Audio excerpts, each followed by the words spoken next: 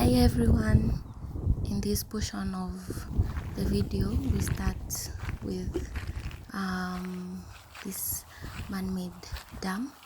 This man-made dam was dug to ensure we can tap drain water or water that drains in the farm during the rain.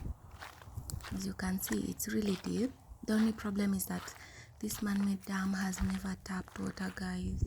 So I don't know what is the reason, and if you might know the reason as to why it's never full, it's actually never been full, guys. It's really disappointing. If you have any explanations or knowledge or expertise on why this man-made dam has never been able to receive and store water, please let us know so that we can correct and indeed have water stored from the heavy rains. I think that's the only way we can be wise and self-sufficient as agripreneurs. So comment or contact us on the emails like you have been doing, so that we can correct what needs correcting and finally have water from the heavy rains that we're about to experience. Now guys, this portion is the portion of the farm where we are looking to focus our energies on. And as you know, as an entrepreneur or someone looking to venture into chicken rearing, feeding is one of the major challenges that you really need to work on. And from feeding, you need to make sure that you get your feeding costs as low as you can so that you can increase your profit margin. Guys, guess what we are doing? We are going to plant maize on this portion. We're going to plant maize, and that maize can be dried, hopefully sun-dried, and then stored for a long period. See, we had planted maize on this property, and maize from this part of the farm does sustain the farm for the whole year. So we are really excited about planting this and seeing it with our poultry business.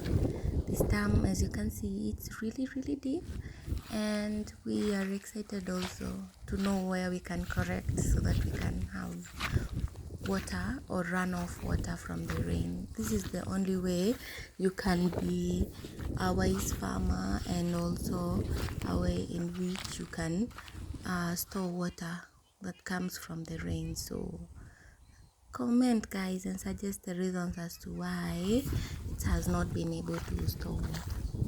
So recently it has rained a little bit, 2 to 3 days. In my community, it is called this rain that rains just before the long rains.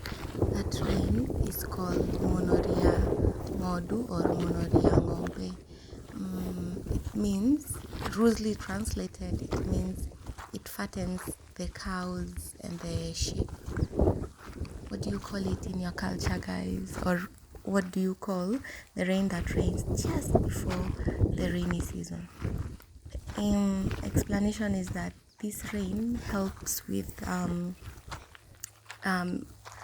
the grass can grow after the January dry season. It helps the grass to grow so that the sheep and the cows can be healthy, but it's not rain that you can plant on. What is it like in your community? What do people say about this rain? Anyway, guys, so on this piece of land we are planning to plant maize that is going to be used to supplement our chicken feed. That is one of the easiest way you as a farmer you can make profit, is by ensuring that you can substitute buying feeds with growing feeds, guys. That's the only way you can increase your profit margin. And on this property, on this portion, we have dug trenches. As you can see here, I don't know whether you can see, we have dug trenches, and these trenches they help with storing rainwater, guys. I think the whole goal of having a property is just making sure that you can store the rainwater when it rains, so that you can have it for when there is no more rain. So we do even the trenches in the middle of the farm is to make sure that we still store as much water on the property and the soil does not dry up fast.